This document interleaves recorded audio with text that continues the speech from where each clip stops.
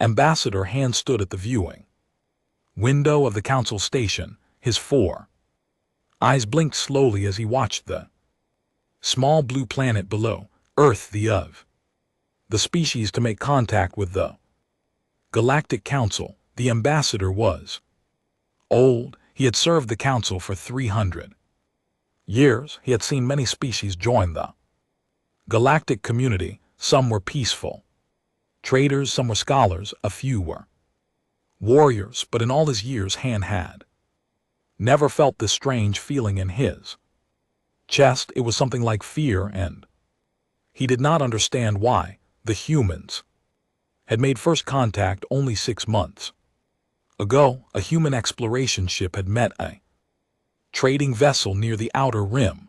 The meeting was peaceful. The humans were friendly. They smiled a lot. They talked about peace and cooperation. They seemed eager to learn about the galaxy. So why did Han feel so uneasy? The door behind him opened. Council member N entered the room. There was tall and thin with silver skin that reflected the light of distant stars.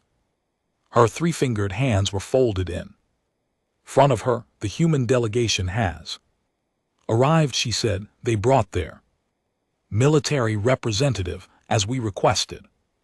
Han turned from the window. Good, I want to understand their defense capabilities. Every species that joins the council must share this information. Of course, N said, but her voice carried a strange tone. Ambassador, I should warn you, the humans, their soldiers are not what I expected. What do you mean? And silver skin rippled, a sign of discomfort among her kind. You will see. They walked together through the curved hallways of the council station. The station was massive. It held representatives from 47 species. It was a place of diplomacy and trade, of law and order. Weapons were forbidden here except for the station's own security force. The meeting room was large and round. A circular table sat in the center. Around it, several council members had already taken their seats. Han saw Representative K of the collective. He saw Elder Al of the He saw Commander of the Protectorate. And at one end of the table sat the human delegation. There were 3 of them. 2 wore simple clothing. They had data pads in front of them and pleasant expressions on their faces. These were diplomats, politicians. They looked harmless, but the third human was different. He sat slightly apart from the others. He wore a uniform of dark green and brown. His face was calm, almost bored. His eyes moved slowly around the room, looking at each council member in turn, and when those eyes met Han's, the ambassador felt a chill run through his body. Welcome, Ambassador Han, said the female human diplomat. She stood and gave a small bow. I am Sarah Sr., diplomatic representative of Earth.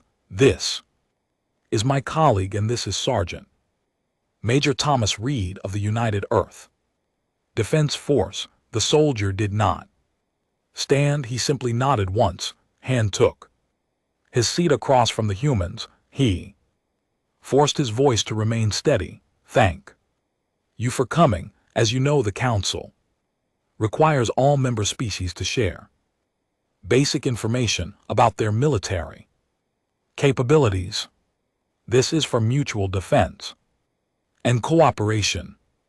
Sarah smiled. Of course, we're happy to share. Sergeant Major Reed is here to answer any questions about our military structure. Han looked at the soldier. Very well. Please tell us about your military forces. How large is your army?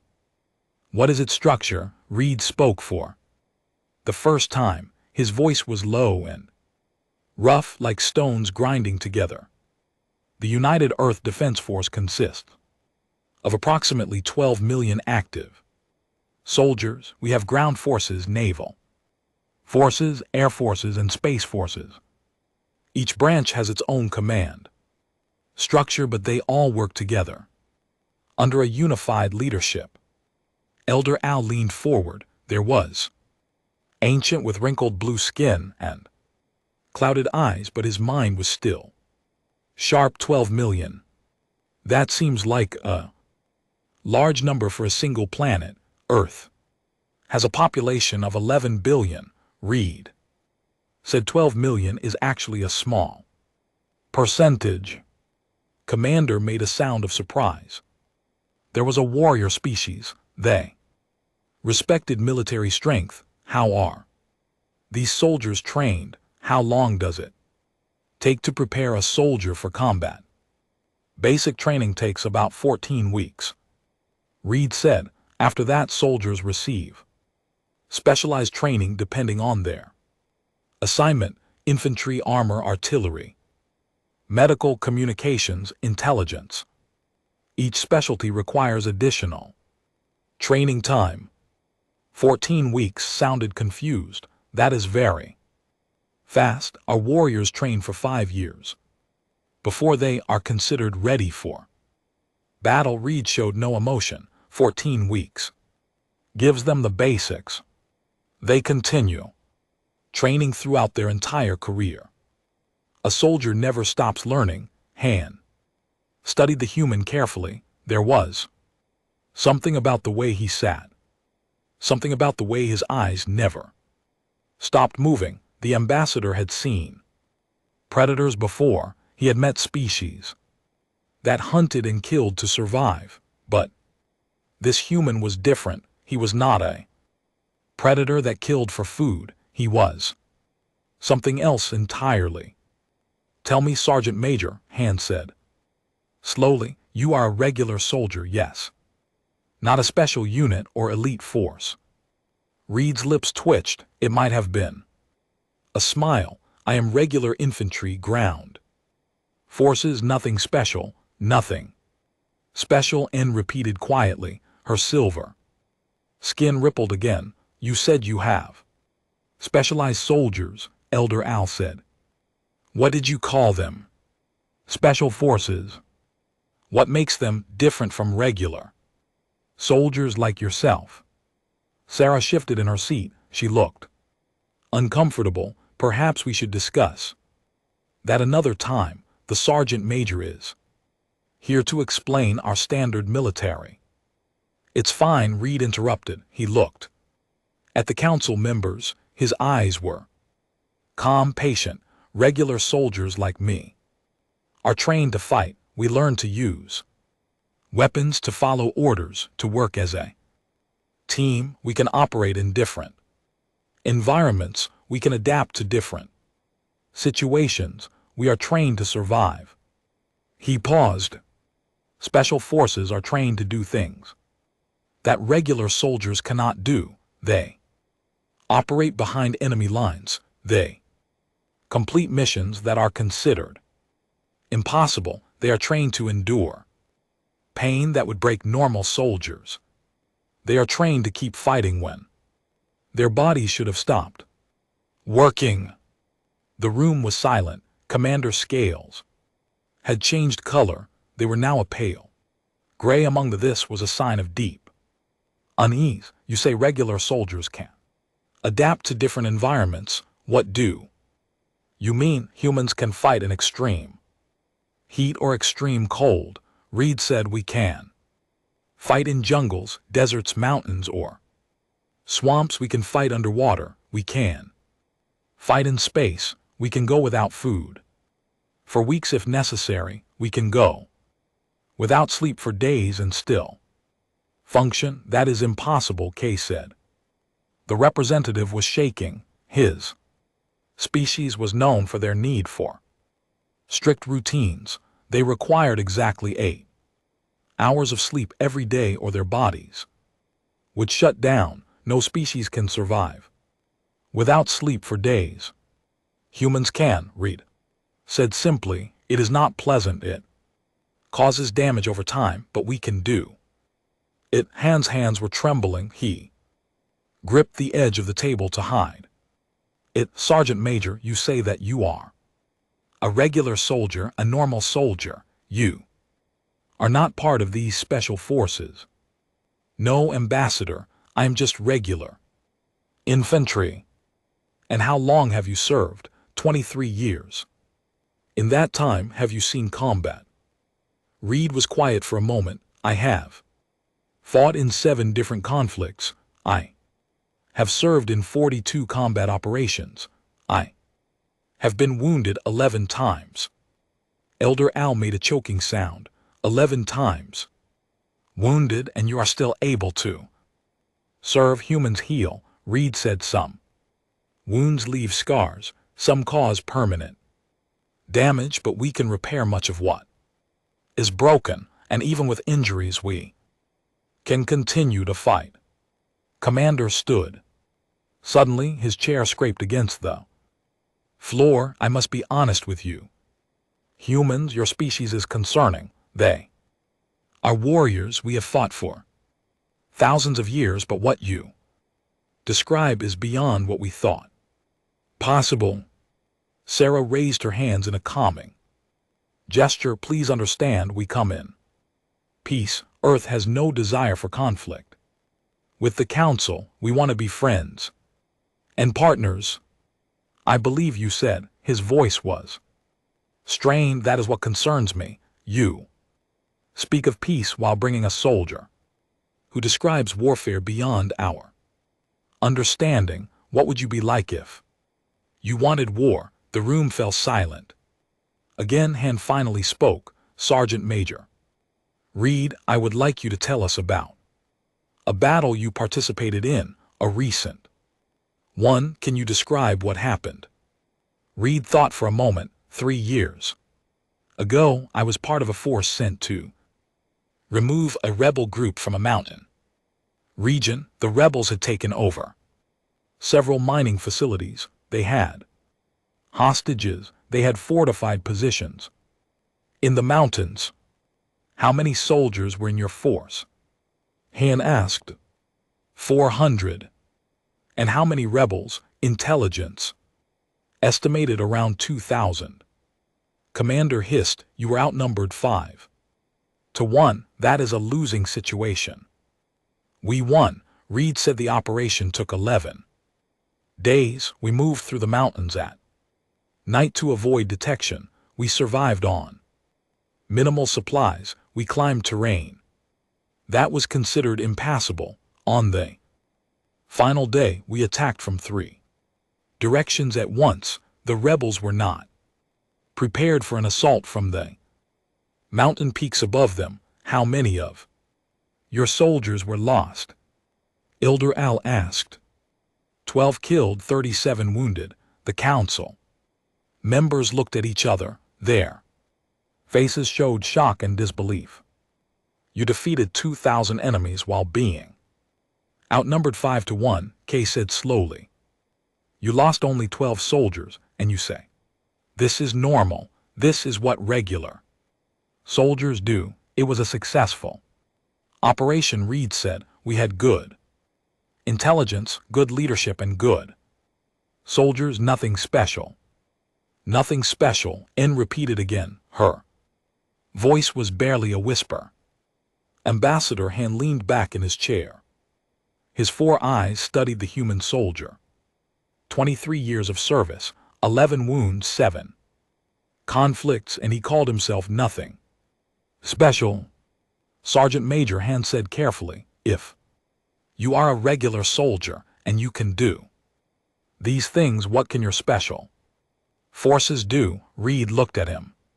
For a moment, something flickered in those calm eyes, something that made Hans's blood run cold. With respect, Ambassador, Reed said quietly, you do not want to know. The meeting ended. Shortly after that, the council members filed out in silence. No one spoke, no one looked at each other. They all needed time to think about what they had heard. Han remained in the meeting room. He stood at the window looking out at the stars and stayed with him. "Ambassador," she said softly, "what do we do?" Han was silent for a long moment. "We welcome them," he finally said. "We make them our friends. We do everything in our power to ensure that humanity never becomes our enemy. And if we fail..." The ambassador closed his four eyes. He remembered the look in Reed's eyes, the calm, patient look of a predator who knew he was the most dangerous thing in the room. "If we fail," Han said, "then we pray that they send only their regular soldiers." In the weeks that followed, the Council gathered more information about humanity. They sent observers to Earth. They studied human history. They read about human wars, and what they learned made them afraid. Humans had been fighting since the beginning of their civilization. They had created weapons of terrible power. They had killed each other by the millions in conflicts over land, resources, religion, and ideas. They had developed new ways to wage war with terrifying creativity. But what scared the Council most was not the weapons, it was not the death counts, it was not even the creativity. It was the recovery. After every war, humans rebuilt. After every disaster, they came back stronger. They lost millions of their own kind. And they mourned, and they healed, and they moved forward. They did not give up. They did not surrender to despair. They endured. Ambassador Han read report after report. He learned about human resistance movements during occupations. He learned about soldiers who fought until their last breath. He learned about medical advances that allowed humans to survive wounds that would kill any other species. And then he read about their special forces. He learned about soldiers who could survive in any environment on their planet, soldiers who could operate alone for months behind enemy lines, soldiers who were trained to resist torture, to escape from any prison, to complete missions that were considered suicide. He learned about underwater soldiers who could swim for hours in freezing water. He learned about mountain soldiers who could climb the highest peaks while carrying heavy equipment. He learned about soldiers who jumped from aircraft high in the sky and landed silently enemy territory. And he learned that these special soldiers were considered exceptional, even by human standards. If Sergeant Major Reed was a regular soldier and he could do the things he described, if regular human soldiers could defeat enemies 5 times their number, if regular human soldiers could survive wounds that would kill other species, then what could the special forces do? Han closed the reports. He sat alone in his office for a long time. Outside his window, the stars burned quietly in the endless dark. Humanity would join the Council. There was no question about that. They were too powerful to refuse, too dangerous to offend. The Council would welcome them with open arms and smiling faces. And Han would make sure that the galaxy stayed on humanity's good side, because the alternative was unthinkable. The humans called them special forces. They said the name with pride, with respect, with a hint of fear in their own voices. And if humanity's regular soldiers could make the Council tremble, then the special forces were something out of nightmares. Ambassador Han looked at the stars and made a silent promise. He would do everything in his power to keep peace with humanity. He would make sure the Council never gave them a reason to fight, because he had seen a regular human soldier. He had looked into those calm, patient eyes. He had heard the quiet confidence in that rough voice. And he knew that what he had seen was only a glimpse Only a small glimpse of what humanity could do. The real terror was yet to come. 6 months had passed since humanity joined the Galactic Council. In that time the humans had proven themselves to be excellent partners. They were fair in trade. They were curious about other cultures. They made friends easily. But the Council never forgot what they had learned about human soldiers. Ambassador Han had shared his concerns with the other Council members. They had read the reports about human warfare. They had studied human history, and they had all agreed on one thing: humanity must never become an enemy. So when the crisis began in the system, the Council saw it as an opportunity to watch human soldiers in real combat, an opportunity to understand what they were truly capable of. The system was on the outer edge of Council space. It contained 3 habitable worlds. 2 were mining colonies. The third was a farming world that supplied food to a dozen nearby systems. For years the system had been plagued by raiders, pirates who attacked supply ships, slavers who kidnapped workers from remote settlements, criminal organizations that had grown powerful enough to challenge local security forces. The Council had tried to solve the problem many times. They had sent warriors, they had sent peacekeepers. They had even asked them to mediate with the criminal groups. Nothing worked.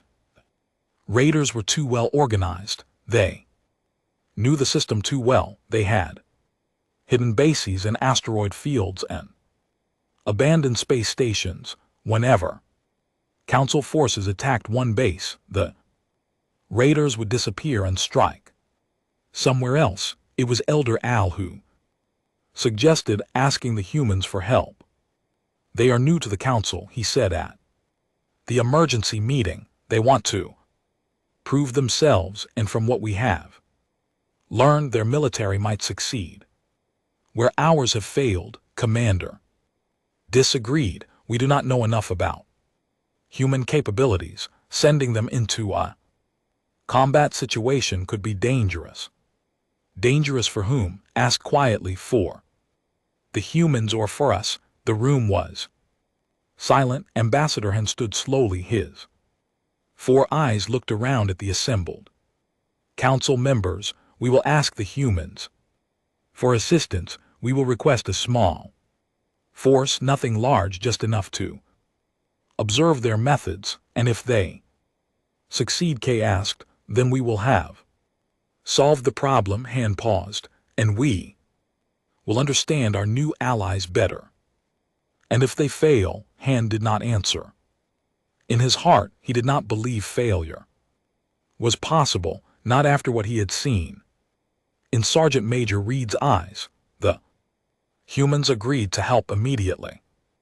They were almost eager. The human ambassador, a smiling woman named Director Hayes, said that Earth was happy to assist their new council friends. She said it would be good training for their soldiers, good experience, as if fighting a criminal army that had defeated every force sent against them was nothing more than a training exercise. The humans sent 300 soldiers, just 300. The Council had expected thousands. Is this enough? Han asked when he reviewed the deployment orders. The raiders number in the tens of thousands. The human military liaison, a young officer named Captain Torres, smiled. 300 is plenty, Ambassador. We're sending a standard infantry battalion. They'll get the job done. A standard infantry battalion, Han repeated, not your special forces. Captain Torres laughed. It was a friendly sound, but it made Han uncomfortable. Special forces? No, Ambassador. For this mission we're just sending regulars. The situation doesn't require anything more. The situation doesn't require anything more. The words echoed in Han's mind for days afterward. The human battalion arrived in the system 2 weeks later. Ambassador Han was there to observe along with commander and a small team of council military analysts. They watched from a safe distance as the human transport ships entered orbit around Prime, the largest world in the system. The human commanding officer was a woman named Colonel Sarah Wright. She was tall and lean with short gray hair and a face marked by old scars. She met with the council observers on the first day. We've reviewed your intelligence reports, Colonel Wright said. She spoke in the same calm, direct way that Sergeant Major Reed had spoken months ago. The Raider organization is larger than we expected. They have approximately 40,000 fighters across the system. Commander shifted nervously. Colonel, you have only 300 soldiers. Perhaps we should request additional forces. That won't be necessary, right? Interrupted. We've identified their main base. It's in an asteroid field near the system's outer planet. Once we destroy it, the rest of the organization will collapse. How can you be certain? Han asked. Wright looked at him. Her eyes were the same as Reed's, calm, patient, utterly confident. Criminal organizations like this rely on leadership. Take out the leaders and the followers scatter. It's basic psychology. But the asteroid field is heavily defended, said. Our forces have tried to assault it 3 times. We lost hundreds of ships. Wright nodded. You used frontal assaults, large fleets moving in open space. The Raiders saw you coming from light minutes away. She touched a control panel and a holographic map appeared in the air. We're going to do something different. The map showed the asteroid field. Thousands of rocks floating in the darkness, ranging from small boulders to planetoid-sized mountains. Hidden among them were dozens of red markers, indicating Raider positions. The Raiders expect ships, Wright said.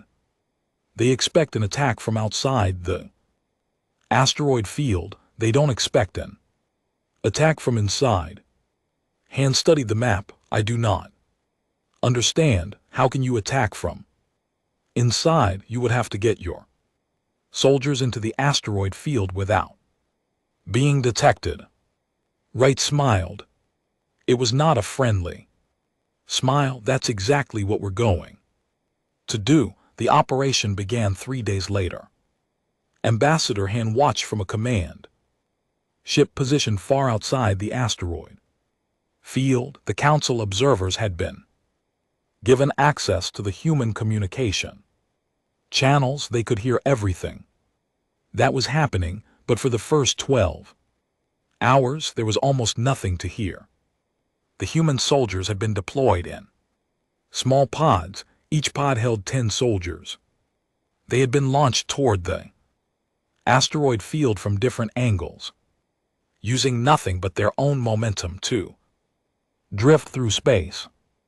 No engines, no power signatures, nothing for the Raiders to detect, just small metal containers drifting silently through the void. Commander was horrified.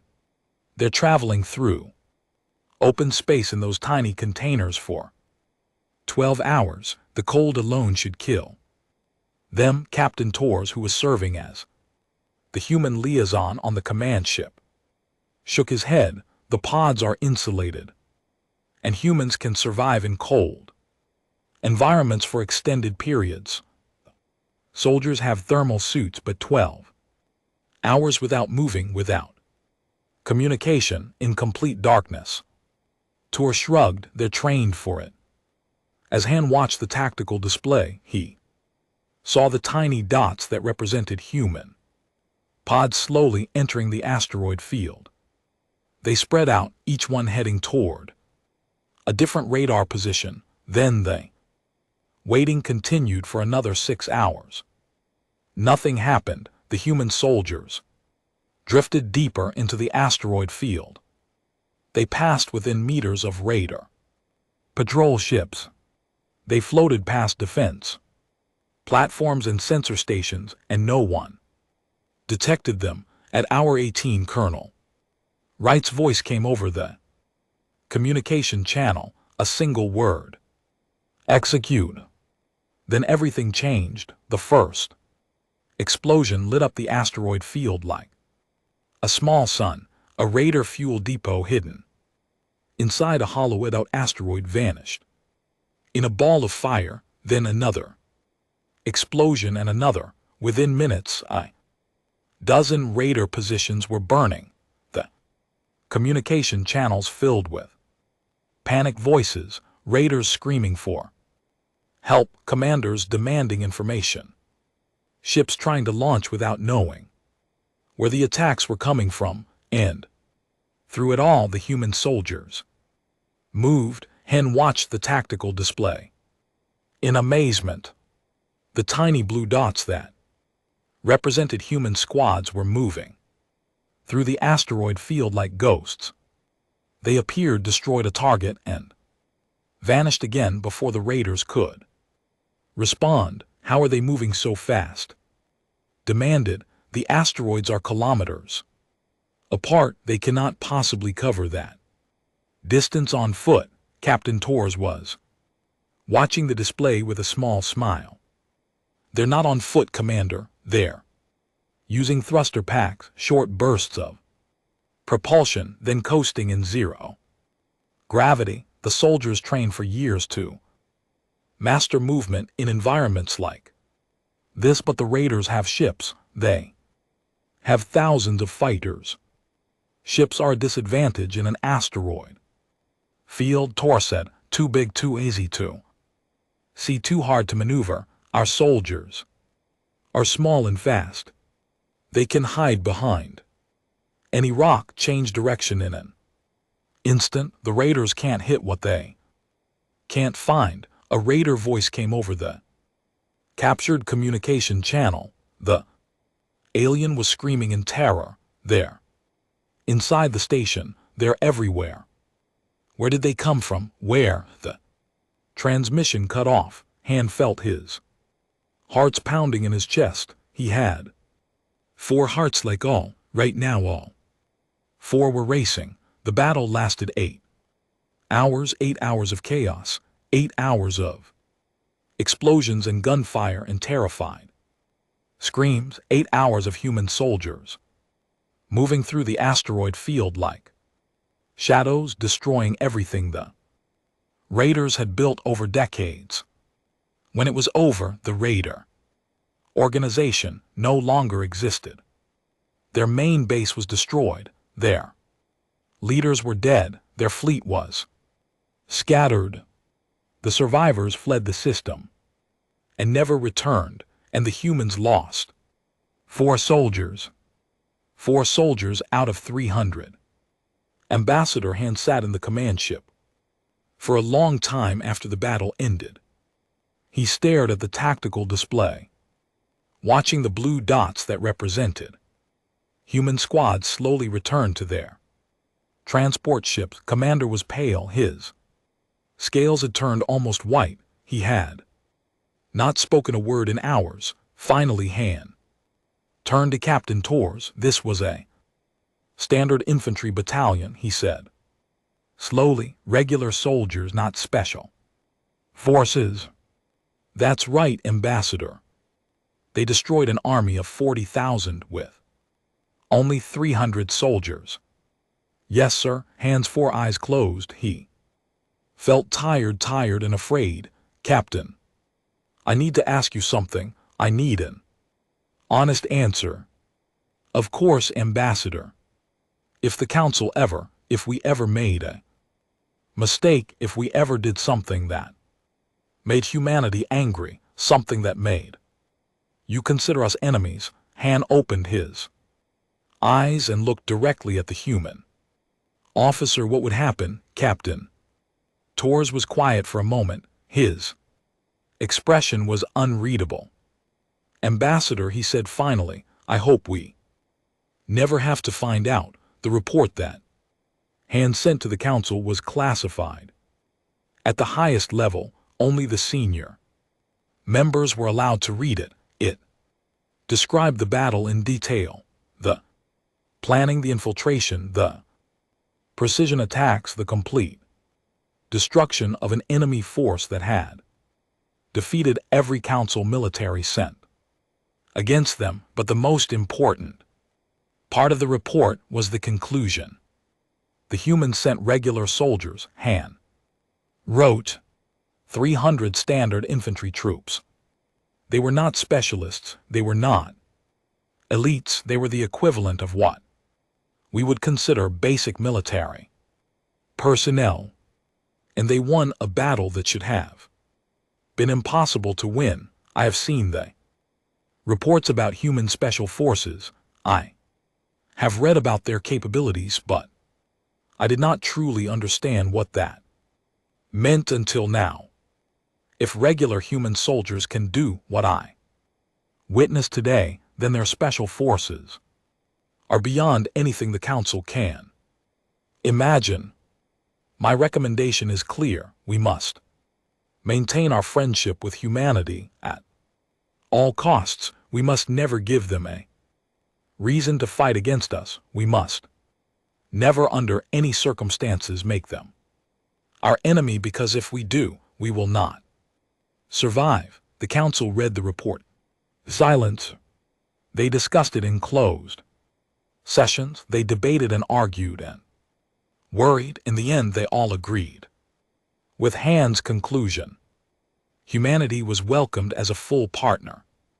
In the council, they were given seats on every committee. They were invited to every meeting. They were treated with respect and admiration.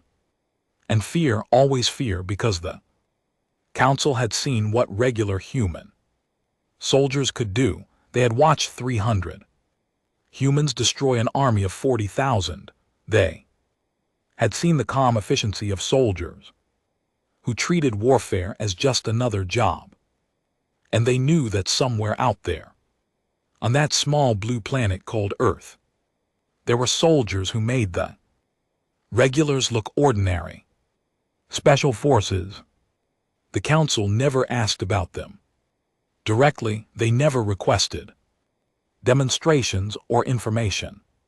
They were afraid of what they might learn, but they wondered in the quiet moments. In the late nights, they wondered what kind of warriors could possibly be considered special among humans. What kind of soldiers could make Sergeant Major Reed look ordinary? What kind of fighters could be trusted with missions that even regular human soldiers could not complete? They wondered, and they were afraid, because they knew that humanity's true strength had not yet been revealed. They knew that what they had seen was only a fraction of what humans could do. The regulars had made the council tremble. The special forces were still waiting in the shadows, and Ambassador Han prayed every night that they would never have to meet them. 2 years had passed since the battle in the system. 2 years of peace and prosperity. 2 years of humanity proving themselves to be excellent partners in the Galactic Council. But Ambassador Han could not forget what he had seen. Every night he dreamed of that asteroid field. He dreamed of 300 human soldiers moving through the darkness like ghosts. He dreamed of the screams that had filled the radar communication channels, and he dreamed of the 4 soldiers who had died. Only 4 out of 300 against an army of 40,000. It should have been impossible, but humans had a strange relationship with the impossible. Han had spent the last 2 years studying humanity. He had read their history. Books he had watched their entertainment programs. He had listened to their music and studied their art. And the more he learned, the more afraid he became.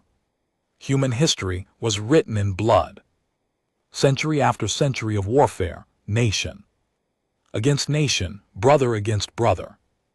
They had invented weapons that could destroy cities in seconds. They had created poisons that could kill millions. They had developed technology specifically designed to cause suffering, and yet they had survived. Not just survived, they had thrived. They had turned their war-making abilities toward building a civilization that spanned their entire planet. They had taken the same energy that had driven them to kill each other and used it to reach for the stars. It was terrifying. It was also why Han had decided to learn more about their special forces. He knew he should not ask. He knew that some knowledge was dangerous, but he could not help himself. The question burned in his mind like a star. What kind of soldiers could be considered special among humans? He found his answer in an unexpected place. A young human diplomat named James had been assigned to the council station. He was the nephew of Sarah, the senior diplomat, who had introduced Sergeant Major Reed. At that first meeting years ago, James was friendly and open. He liked to talk about Earth, about human culture, about the things that made his species unique. Han found himself seeking out the young human's company more and more often. One evening they sat together in the observation lounge. The stars spread out before them like scattered jewels. James was drinking something he called coffee, a dark liquid that humans seemed addicted to. James, Han said carefully, "May I ask you something about your military?" The young diplomat smiled. "Of course, Ambassador, though I'm not a soldier myself, my knowledge is limited. I understand, but perhaps you can help me understand something that has puzzled me for years." James set down his cup. His expression became more serious. "Is this about special forces?" Hans's 4 eyes widened. "How did you know, Ambassador? Every council member I've met eventually asks about them.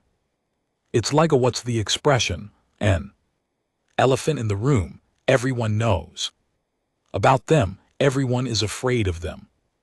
But no one wants to discuss them directly. Then you understand my curiosity."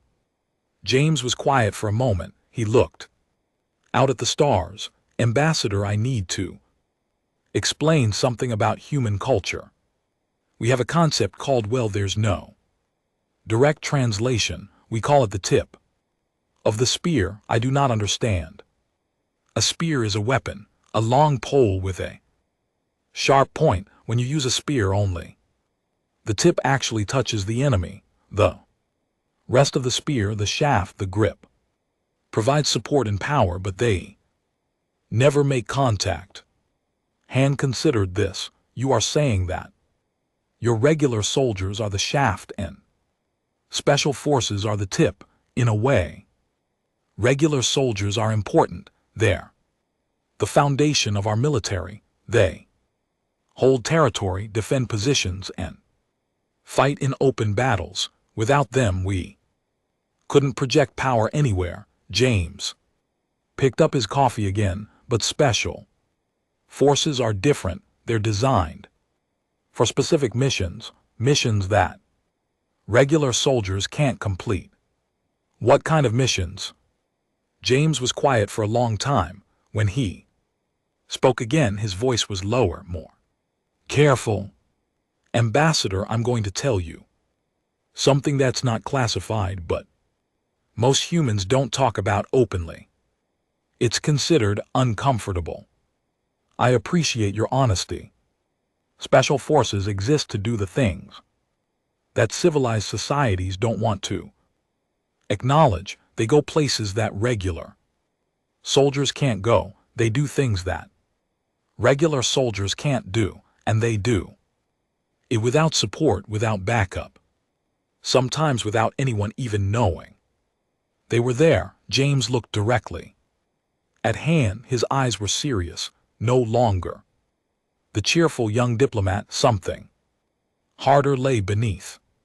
There are special forces units that can live in the wilderness for months, surviving on nothing but what they find. There are units that can infiltrate any facility, any building, any ship. There are units that can hold a position against overwhelming odds for days until relief arrives or everyone dies. Your regular soldiers are not capable of this. Han asked. Some might survive one of those missions, maybe, but special forces are trained specifically for impossible situations. They're selected from the best regular soldiers, and then they're trained again, harder, longer, in ways that would break most people. James set down his coffee. His hands were steady, but Han noticed a slight tension in his shoulders.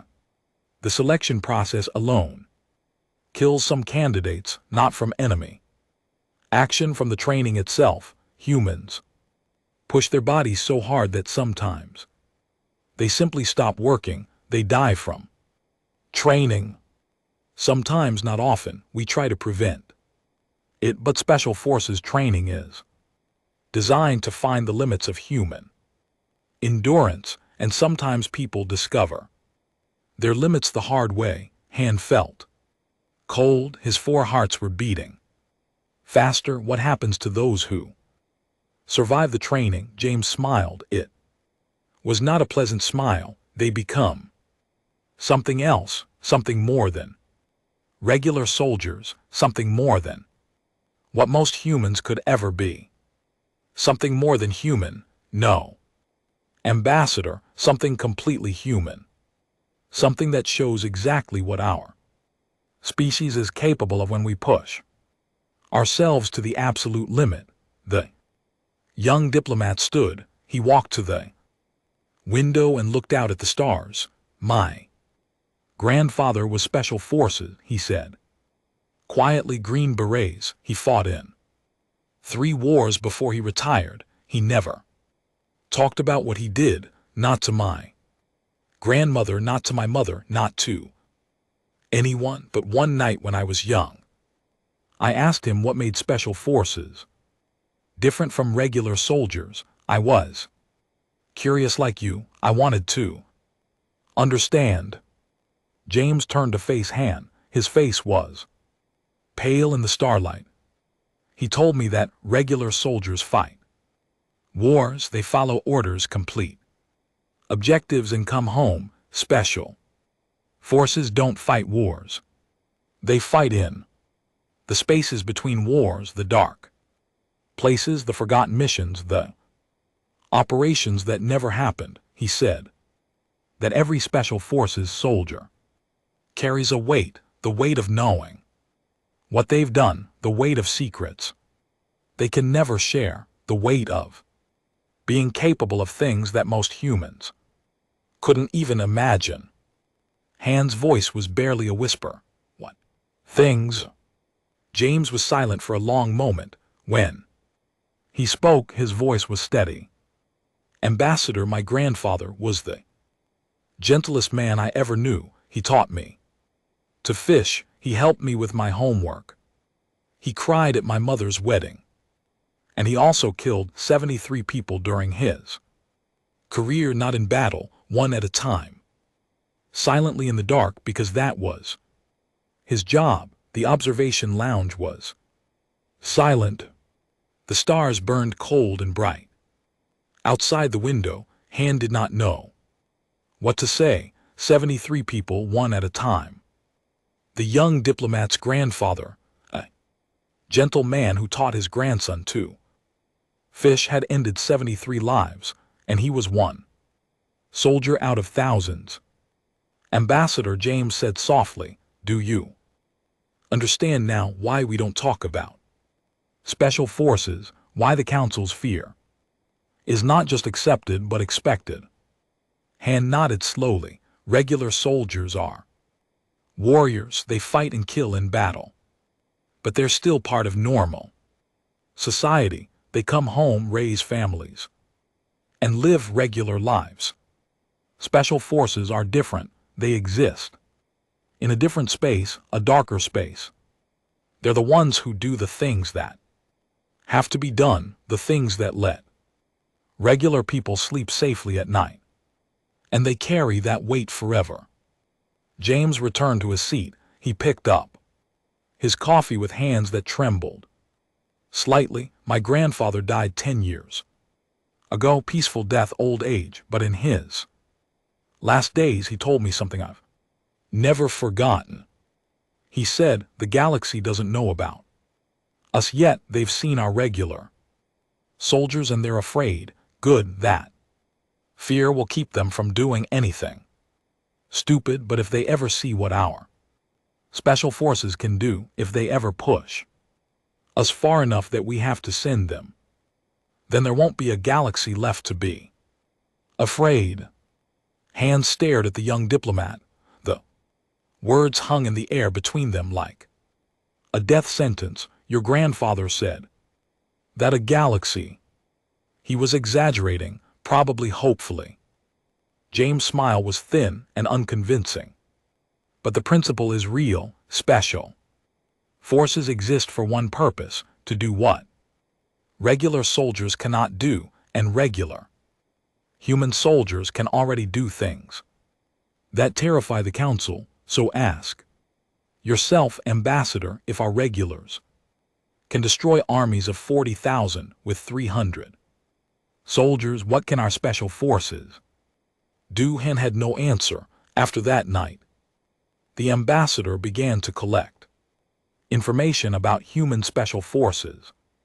More seriously, he read records. He watched documentaries that humans had made about their own warriors. He listened to stories that human soldiers told each other in quiet moments. What he learned kept him awake at night. He learned about soldiers who could survive in frozen wastelands for weeks, melting snow for water and eating raw meat to survive.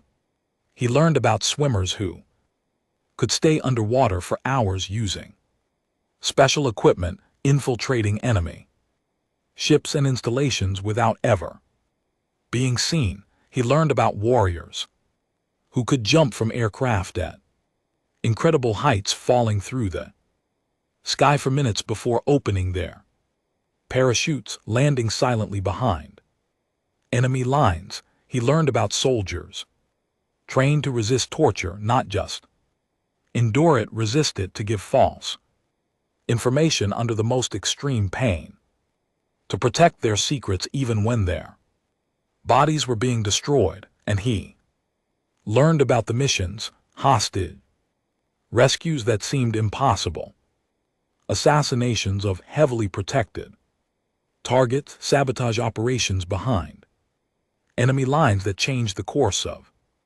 wars. One story in particular haunted him.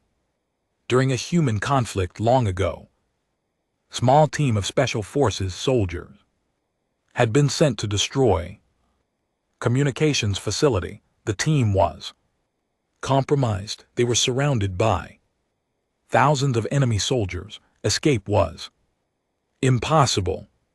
They held their position for 3 days.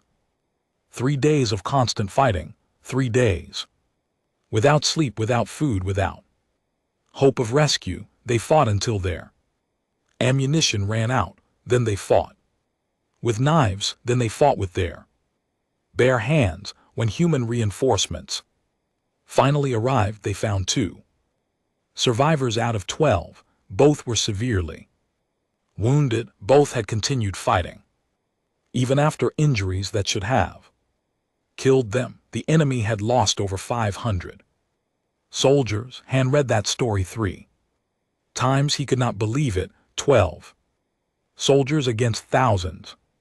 3 days of fighting, 500 enemy dead, and the humans did not consider this exceptional.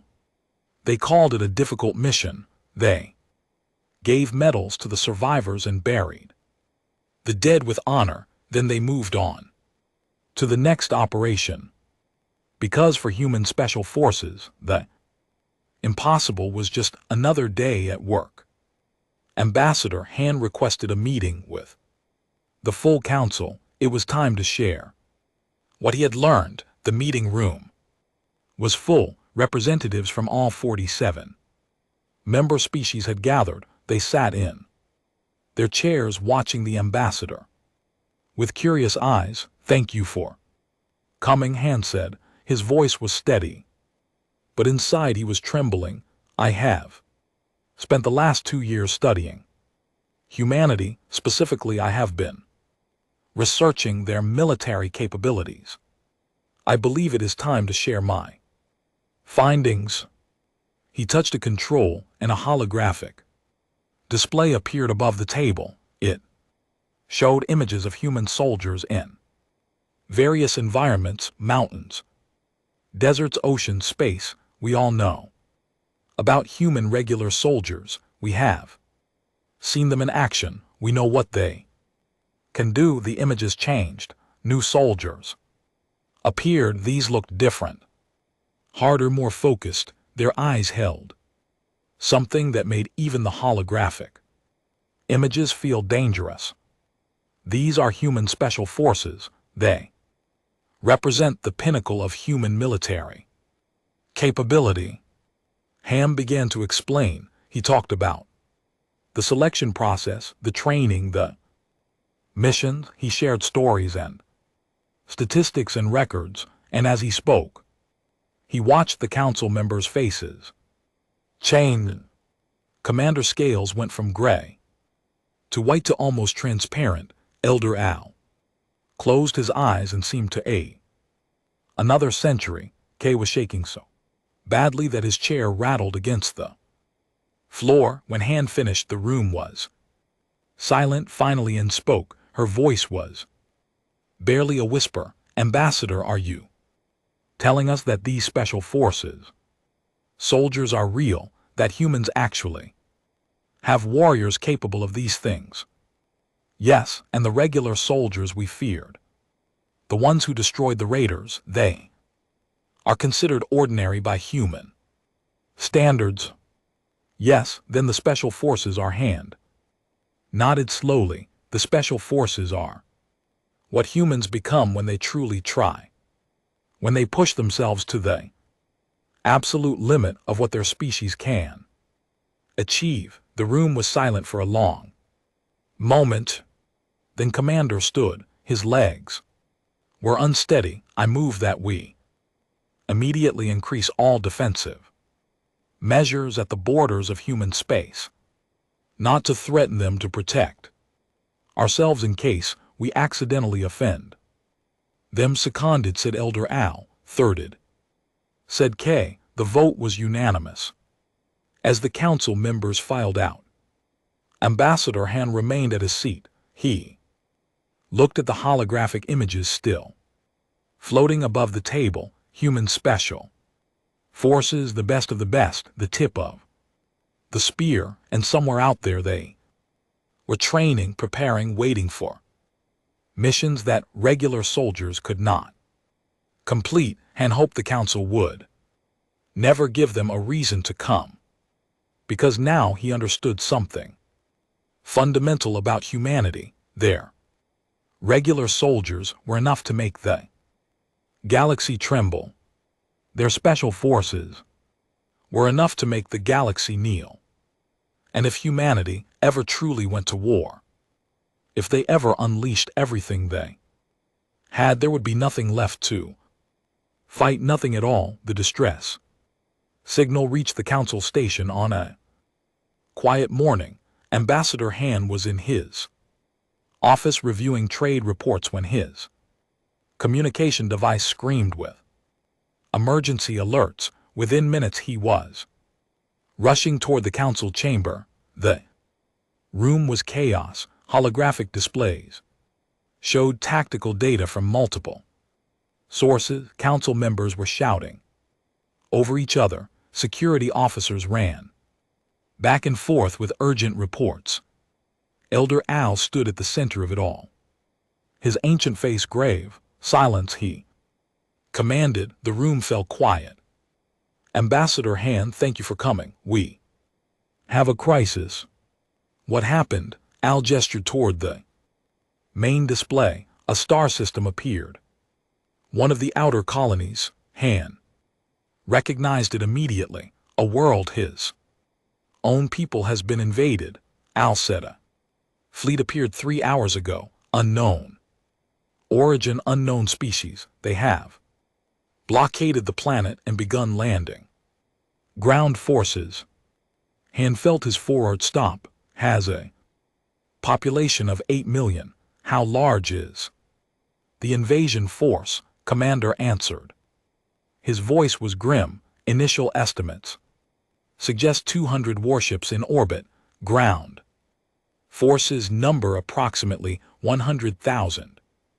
100,000 soldiers, Han whispered, against a civilian population with minimal defense forces.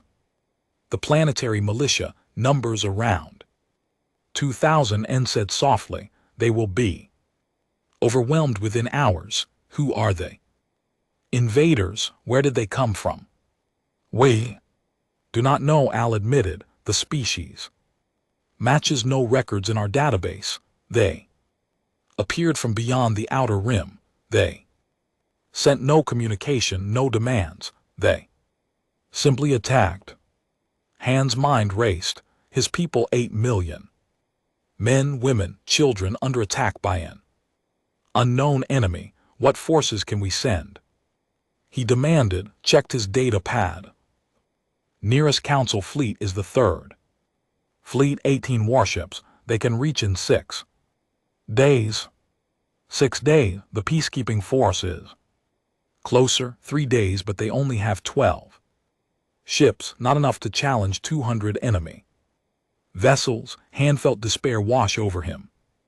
6 days, his people would be slaughtered in 6 days. Then and spoke.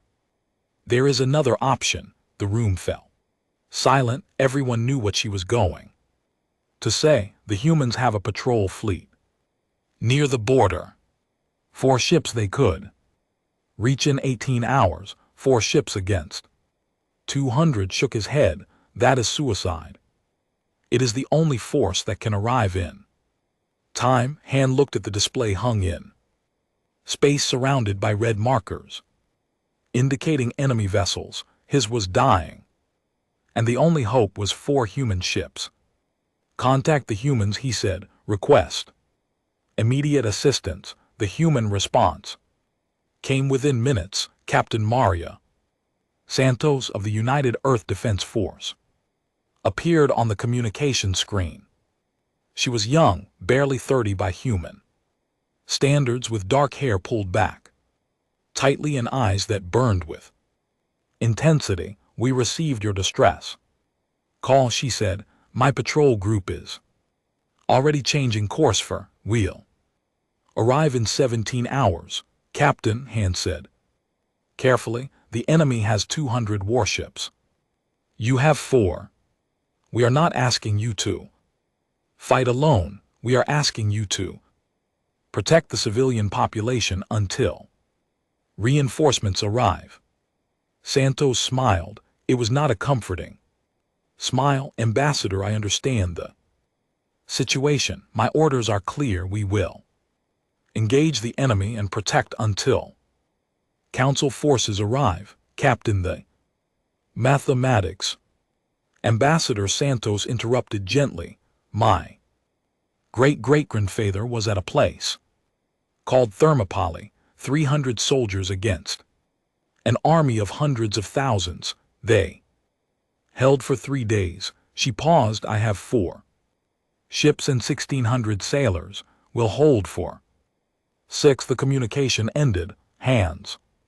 Stared at the blank screen, 300 against hundreds of thousands. That was the story the young diplomat James had mentioned, a historical human battle where impossible odds had been faced in.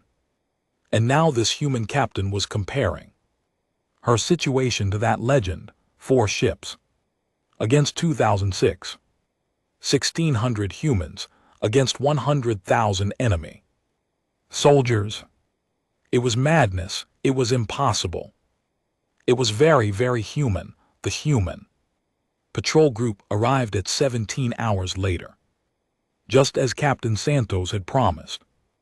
Ambassador Han watched from the council station where live tactical feeds showed the battle in real time. The council had dedicated their best communication arrays to monitoring the situation.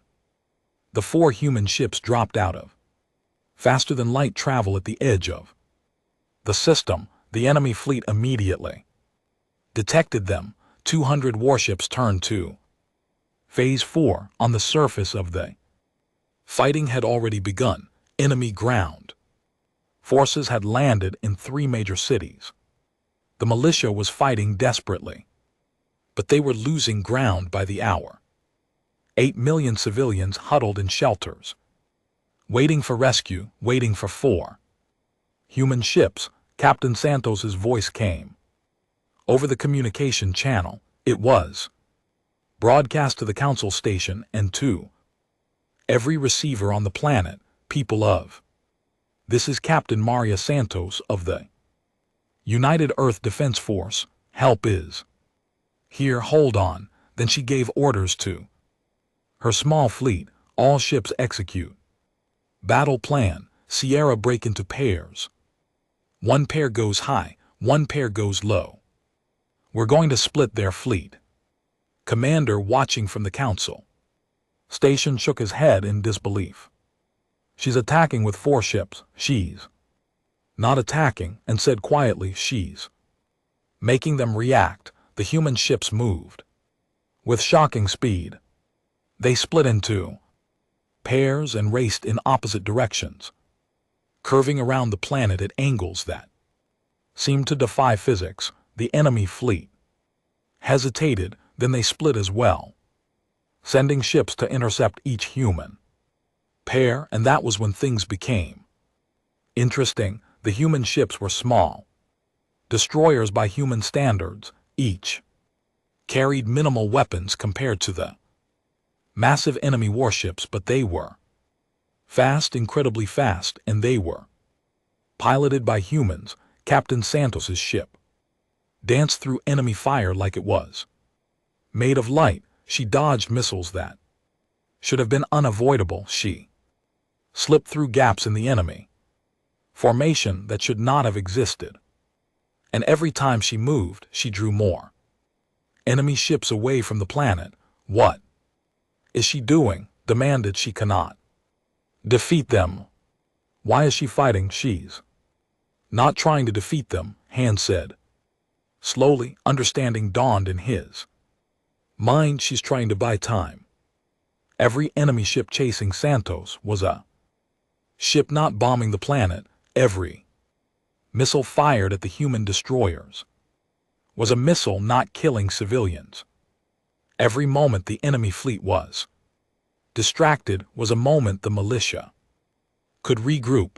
The battle lasted 3 hours, 3 hours of impossible maneuvers, 3 hours of human ships dancing through walls of fire, 3 hours of Captain Santos taunting the enemy, drawing them further and further from the planet. 1 human ship was destroyed, then another, but they kept fighting. When the first human ship died, the crew managed to ram their crippled vessel into an enemy warship. Both ships vanished in a ball of fire. When the second ship died, the captain broadcast a message that echoed across all frequencies, "Give them hell, Santos." Then his ship exploded. And still Santos fought. 2 ships against 198. The enemy commander must have been enraged by now. The human ships were gnats, tiny, annoying, impossible to catch. They could not harm the massive fleet, but they would not stop moving. Santos kept them focused on her. She kept them angry. She kept them chasing, and she bought time. On the surface, something changed. The enemy ground forces had been advancing steadily through the cities, but suddenly their advance slowed. Then it stopped. The first reports were confusing. Enemy soldiers were falling. Not from militia fire. There was no one in position to make those shots, but soldiers kept dying. One by one. Silently, without warning, Commander studied the reports with growing horror. What is happening? Who is killing them? Han felt a chill run down his spine. He remembered something James had told him. Something his grandfather had said. 73 people, one at a time, silently in the dark. The humans, Han whispered, there were more than ships. He was right. When Captain Santos had dropped out of faster than light travel at the edge of the system, her ships had not been alone. Attached to their holes, hidden from sensors, were small insertion pods. Each one carried 10 soldiers. Human soldiers. Not regular soldiers. Special Forces. 160 human Special Forces operators had ridden those ships too. They had separated from the destroyers before the battle began. They had drifted silently toward the planet, invisible against the darkness of space, and while Santos drew the enemy fleet away, they had landed. Now they were inside the enemy lines, inside the cities, moving through the chaos like ghosts, and they were killing. The enemy ground forces numbered 100,000. The human Special Forces numbered 160. It should not have been a contest. It was not. The Special Forces did not fight the enemy army directly. They did not need to. Instead, they targeted leadership. They destroyed communication relays. They sabotaged equipment. They killed officers and destroyed command posts. Within hours, the enemy ground forces began to fall apart, without orders, without communication, without leadership. The invaders became a confused mob. They stopped advancing. They started fighting among themselves. Some units simply abandoned their positions and fled, and the human Special Forces kept hunting. On the orbital battle, Santos's luck finally ran out. Her last remaining ship took a direct hit from an enemy weapons platform. The vessel began to break apart. Emergency systems screamed warnings across all channels, but Santos did not try to escape. All hands, this is the captain. Her voice was calm, impossibly calm. It's been an honor. Now let's give them something to remember. She aimed her dying ship at the enemy command vessel. The enemy commander had exactly 14 seconds to understand what was happening before Santos's destroyer slammed into his flagship at full speed. The explosion was visible from the surface of reinforcements arrived. The Third Fleet dropped out of faster than light travel exactly 6 days after the initial distress call. 18 warships armed and ready for battle, but the battle was already over. The enemy fleet was in chaos. Their command structure had been destroyed when Santos killed their flagship. Without leadership, they scattered. The ships hunted them down one by one. On the surface, the militia had regrouped. With the enemy ground forces in disarray, they began to push back. Within days, the invasion was broken. 8 million survived because of 4 human ships and 160 Special Forces soldiers. Ambassador Han stood at the viewing window of the council station. Below him, turned slowly in space, his people. Saved and stood beside him, her silver skin was dim, a sign of exhaustion among her species. The final count is in, she said softly. All 4 human ships were destroyed. All 1,600 sailors died. Of the 160 Special Forces soldiers, 87 survived. Han closed his 4 eyes. 1,600 humans had died to save 8 million of his people. The enemy lost 104 warships and over 40,000 ground soldiers. Continued, most of the ground forces were killed by the Special Forces teams. 40,000 soldiers killed by 160 humans. 40,000, Han repeated. The number was beyond comprehension. Ambassador, I must tell you something. N's voice was strange, hesitant.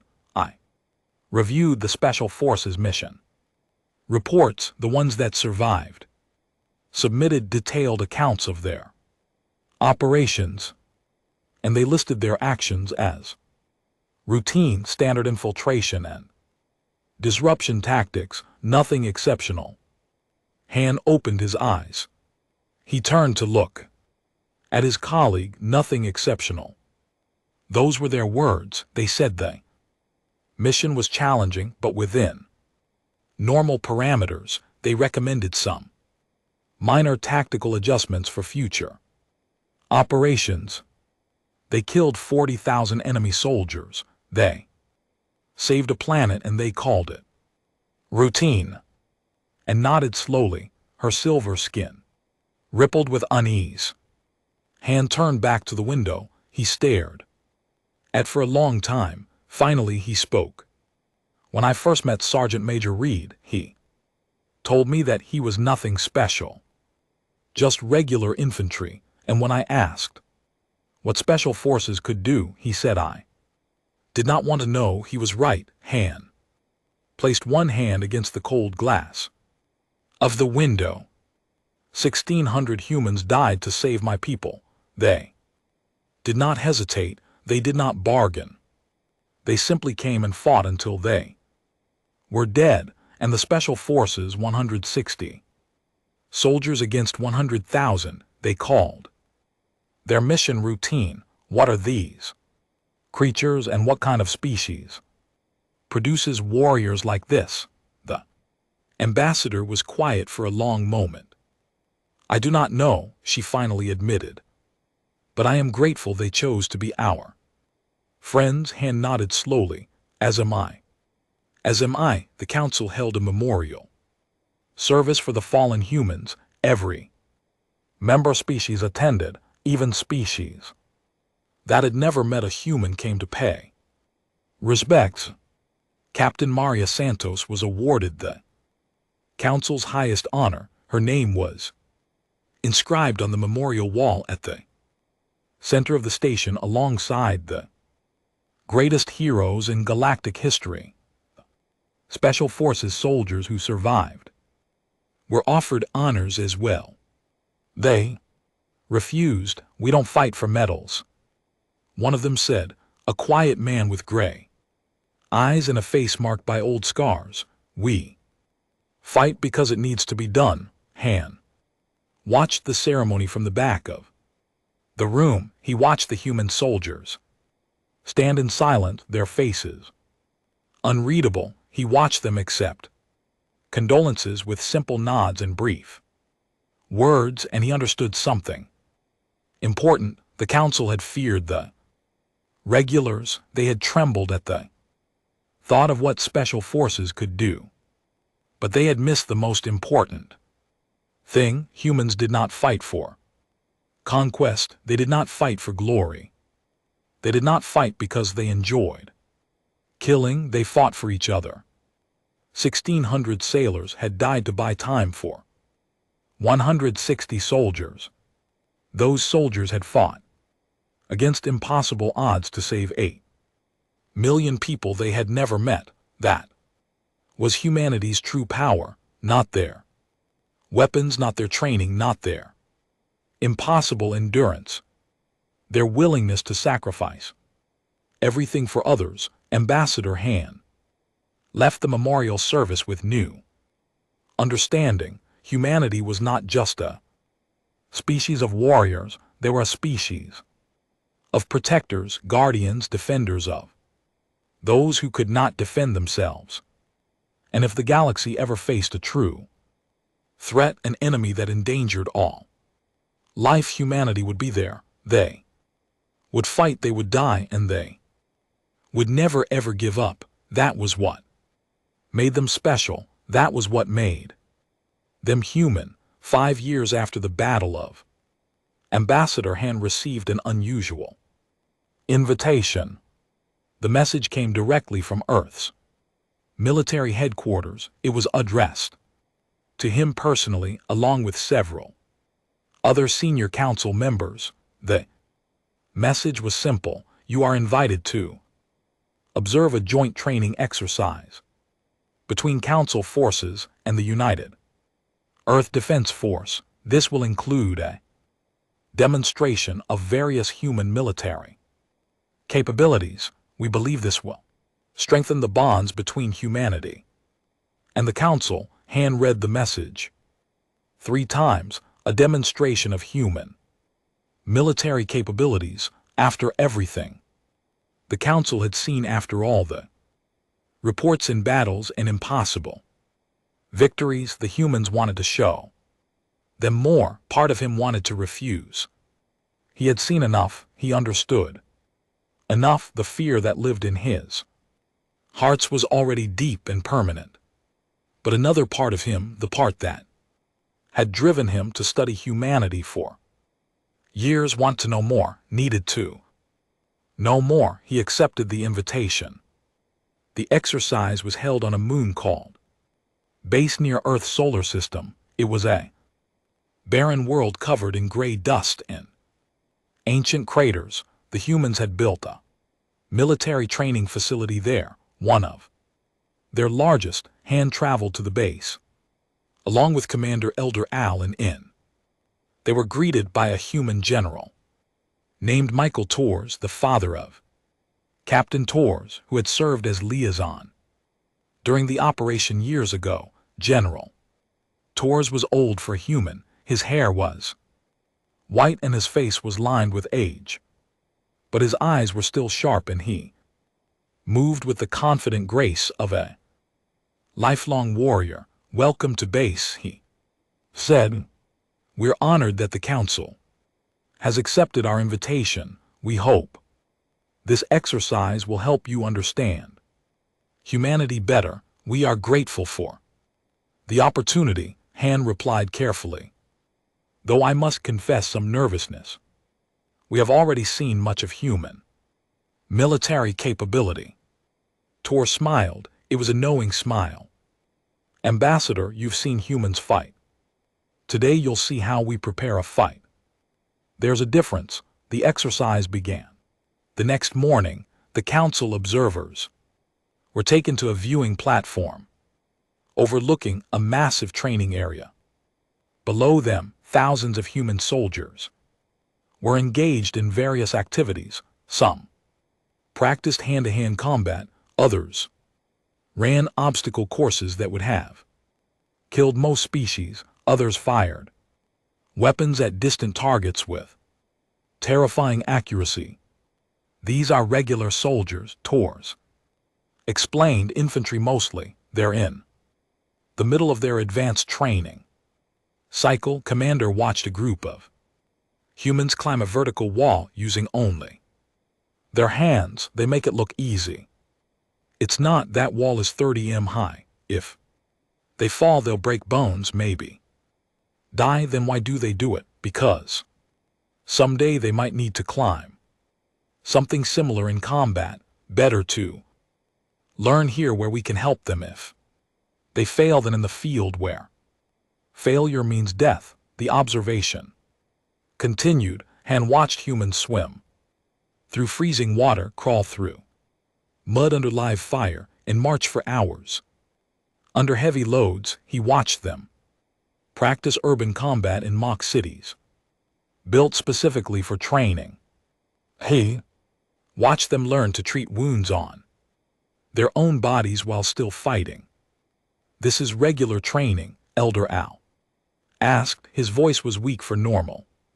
"Soldiers, this is the basics to confirmed, the foundation every human soldier goes through something like this after 3 hours of watching regular soldiers train." The council observers were exhausted just from viewing. They could not imagine actually doing what they had seen. Then Tor led them to a different area. This section of the base was isolated from the rest. High walls surrounded it. Guards stood at every entrance. The security was intense, far more than anywhere else on the base. Beyond this point, Tor said quietly, "You will see things that we do not normally share with outsiders. I must ask for your word that what you witness will remain confidential." The council members agreed. The doors opened. The training area inside was different from the others. It was smaller, more compact, and the soldiers training there moved differently than the regular troops. Han could not explain what he was seeing at first. The soldiers looked human. They were dressed in simple training clothes. They were engaged in exercises similar to what the regular soldiers had been doing, but something was wrong. It took him several minutes to understand.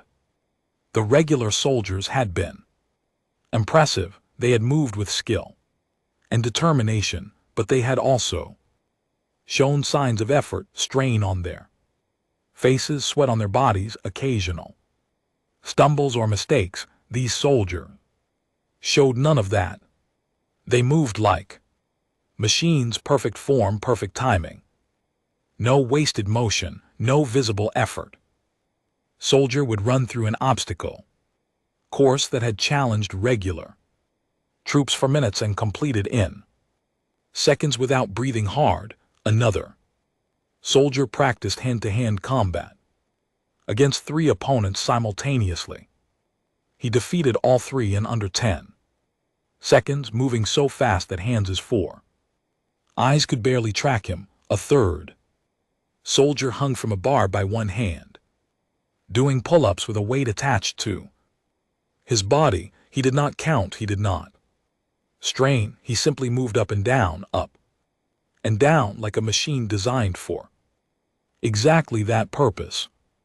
"These are special forces candidates," Tor said softly. "They have passed initial selection. They are now in advanced training candidates." N's voice was barely a whisper. "They are not finished training yet. No, this is month 8 of a 24-month program. If they pass all requirements, they will become full operators."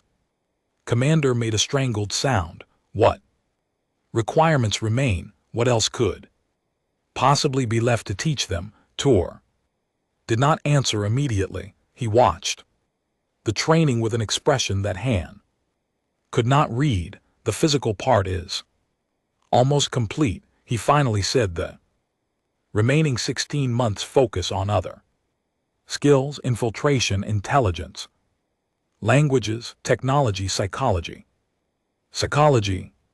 Special forces must understand their enemies. They must predict how targets will think, how they will react. They must be able to manipulate, deceive, and control. A special forces operator is not just a warrior. They are a weapon in human form." The words hung in the air like a death sentence, and watched a candidate practice knife work against a training dummy. The blade moved so fast it was invisible. The dummy was destroyed in seconds. General Tor's hand said carefully, "May I ask you something?" "Of course, Ambassador. Sergeant Major Reed told me years ago that I did not want to know what's special Forces could do. I have spent years learning about them anyway. I have read reports and studied missions and tried to understand.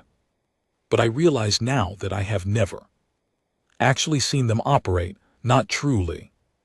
The battle of was seen only through sensors and reports. I never witnessed special forces in action with my own eyes. Tour was quiet for a long moment. And you want to I need to understand completely. The council needs to understand.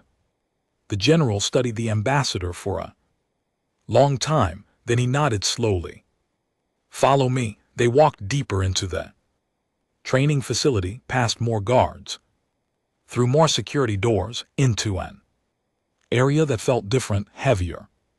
Somehow, as if the air itself was more serious. This is where we conduct final evaluations. Tours explained realistic scenarios that test everything a candidate has learned. You are about to see the final exercise for a graduating class. The council observers were led to another viewing platform. Below them was a mock-up of an urban environment. Buildings, streets, vehicles. It looked like a small city. In the center of the city, surrounded by armed guards, was a group of hostages. They were dummies. Han realized training tools shaped like various council species. The scenario is simple, Tor said. Terrorists have taken hostages from multiple species. They are heavily armed and willing to kill. The candidates must rescue the hostages without losing more than 10%. How many hostages? Asked 40. How many candidates? 6. Against how many terrorists? Tor pointed at the streets below. Armed figures were everywhere, on rooftops, in doorways, behind windows, moving through the streets in patrol patterns. 100. Commander scales went completely white. 6 against 100. In an urban environment with hostages, that is impossible. Tor smiled slightly. For most species. Yes, an alarm sounded. The exercise began. For the first 30 seconds, nothing seemed to happen. The terrorists continued their patrols. The hostages remained in place. The city was quiet. Then simultaneously, 3 things occurred. A terrorist on a rooftop fell over without a sound. A patrol on the street corner collapsed as if their strings had been cut, and the lights in one building went dark. The council observers did not see the special forces candidates. They were invisible ghosts, moving through the city like shadows. More terrorists fell silently quickly. One moment they were alive and alert. The next they were on the ground, motionless. The remaining terrorists began to panic. They shouted warnings. They fired weapons at shadows. They ran through the streets searching for enemies they could not see. 3 minutes into the exercise, 30 terrorists were down. The candidates had not been spotted once. 4 minutes in, the remaining terrorists realized they were being hunted. They retreated toward the hostages, planning to use them as shields. They never made it.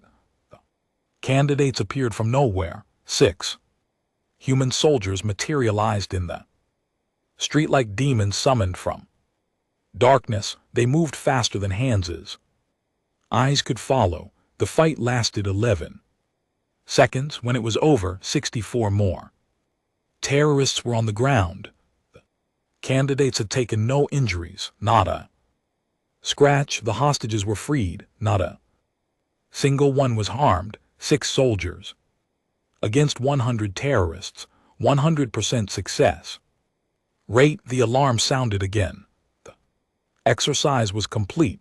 Han realized he had stopped breathing. His 4 hearts were pounding so hard that his chest ached. Beside him, Commander had fallen.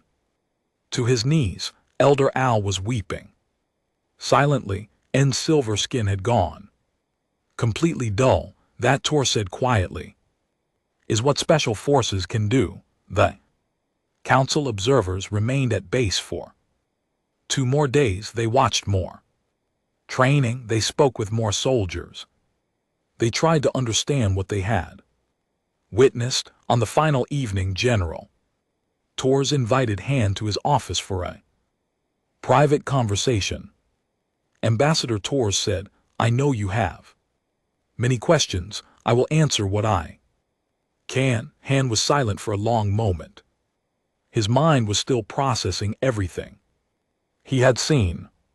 General, he finally said, I have spent years being afraid of humanity, afraid of your regular soldiers, terrified of your special forces. I have had nightmares about what you could do if you ever became our enemy. I understand. But I realize now that I was afraid of the wrong thing. Tor's raised an eyebrow. What do you mean? I was afraid of your power, your weapons, your warriors, but after seeing your training, after watching your soldiers prepare for battle, I understand. Something new. Han leaned forward. You do not train to conquer. You do not prepare to dominate. Every exercise I saw was about protection, rescue, defense. Your soldiers learned to kill.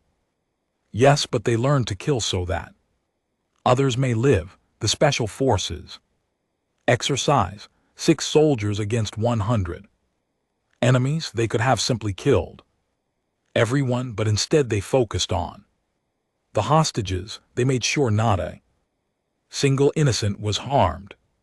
That is not the mindset of conquerors. That is the mindset of protectors. Tor was quiet for a long moment. When he spoke, his voice was soft. Ambassador, humanity has a complicated history with war. We have done terrible things to each other, things that would shock the council if they knew the full truth, but we have also learned from those mistakes. We have come to understand that true strength is not about destroying your enemies. It is about protecting what matters. Our soldiers are weapons, powerful weapons, but we have learned to point those weapons at threats, not at innocence. We have learned that being strong means having the power to destroy and choosing not to. That is what we train for. That is what we prepare for. The day when we must fight not to conquer but to protect. Han nodded. Slowly, the fear in his heart was still there. It would always be there, but now it was joined by something else. Respect, trust, and perhaps even hope. Council delegation returned to the station a week later. They presented their report to the full assembly.